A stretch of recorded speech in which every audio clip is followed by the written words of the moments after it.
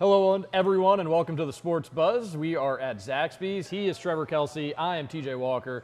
Together, we are 2/3 of Kentucky Roll Call on Big X Sports Radio. That goes 7 to 9 Monday through Friday. So if you don't like looking at our faces, and who could blame you, you can listen to us on the air. Trevor, how are you? I am excellent, TJ. How about you? I'm in the Christmas mood. That is, Ho, ho, ho. without question, the most disgusting Santa hat I've ever seen in my life. First off, your first But strike. it won't give you a seizure like yours. First off, it's an Eagles hat, so that's kind of gross to begin with. Secondly, what has that been through?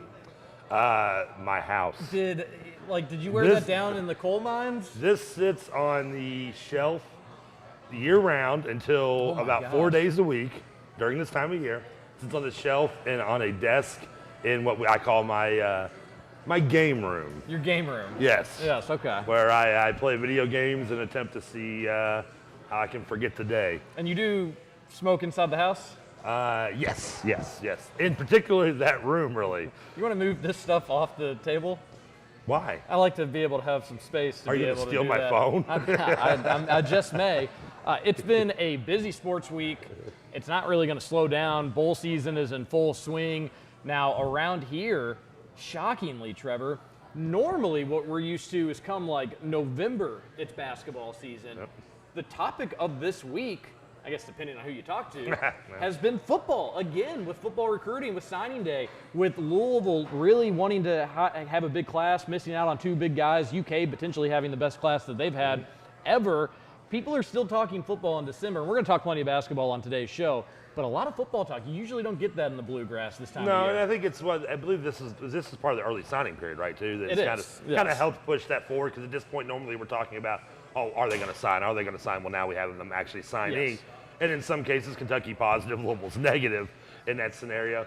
And it's a good thing maybe somewhat to be talking about at this point because I'm not to take away the love that this state and these fans have for both basketball over football, but it's nice to get it in there and get it past, November and past the U of L UK game. Yeah. I mean, it's just as a fan of both football and basketball and a fan of both U of L, or if you're just a fan of just the rivalry, it's nice to be able to be talking about it and have both these teams have excitement, even for Louisville's case, and even though you lose Purdy and you lose a couple other recruits, there's still excitement. The class is still solid. I mean, Address needs for U of L. U of L it fell short of Kentucky's, obvious, as you Yeah. mentioned, but it still is a solid class. And Louisville fans have hope going in to what's going to be a Mississippi State game, another game against them, second in 3 years, I guess. Hopefully no cowbells. I think those have been banned.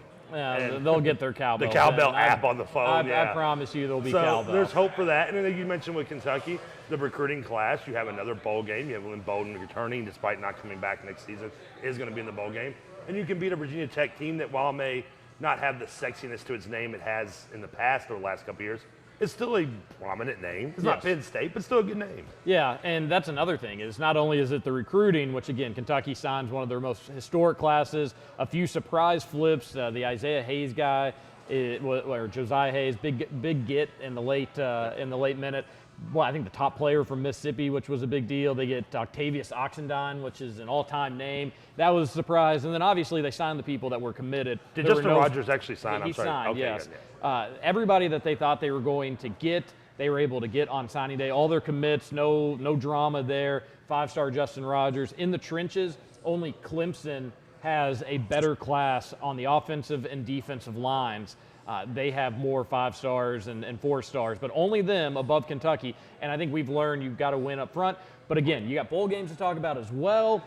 This is what they do in football-hungry parts of the world. This is what they talk about in December around Christmas time in Alabama and in Georgia and in South Carolina. It feels good that we're doing a little bit of that. Now, ignore the fact Kentucky seems to be having one of their worst starts in basketball in several seasons. But it feels like there's a little bit of a transformation in this state when it comes to football, and I think that's only going to help push this thing forward. If anything, it helps the basketball team because you have less focus on That's the true. anger of the fanhood. That's true. Because in past, if this had been a Joker Phillips season at Kentucky, and then we'll focus on UK only in this situation.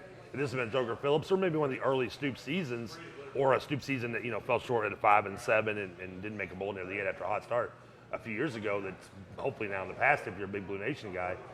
That takes off this. Now you're not focusing on the fact that Nick Richardson is nowhere to be found unless you're playing a Mid-American team. You know, you're not focusing on the fact that no one can hit three outside of Cecina.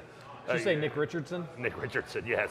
You know what? I tell you what. If Nick Richardson is out there and would like to play basketball for Kentucky, we would love to have you. Come on aboard. You can't be worse than what you got already. You can reach out to us. You had said before we had shot that names them so much. Trevor, you were saying, listen, I knew Nick Richards wasn't good. I told you he wasn't good. I don't think that was really necessarily a hot take. Well, it wasn't. It's not that I don't want to say I told you so. What really it's just, I guess, 3 straight years of watching him play well against Ohio directional U each year. The thing is, though, he didn't really do it the last few years. Well, not last year, but this year he did. And freshman year he did. Correct. And last year it was a little slower, you're right. But it's just, I guess it's just frustration of every year seeing that. I guess by the 3rd year of watching, I don't know if that should be anger, but more maybe pity of watching you and Kentucky fans get so excited thinking this is the breakthrough year.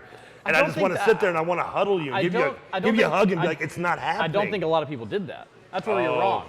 Well, maybe. I think you're mistaking calling things as they were. He played well against bad opponents. I know he was Kentucky's leading scorer and leading rebounder. Those are stats that you can't deny. I don't think anybody was thinking he's going to be the best big in college basketball. Well, I didn't, and you're exaggerating there. I never said they thought that. They just thought he had broken through a window and would be impactful, and he's not impactful still for this team.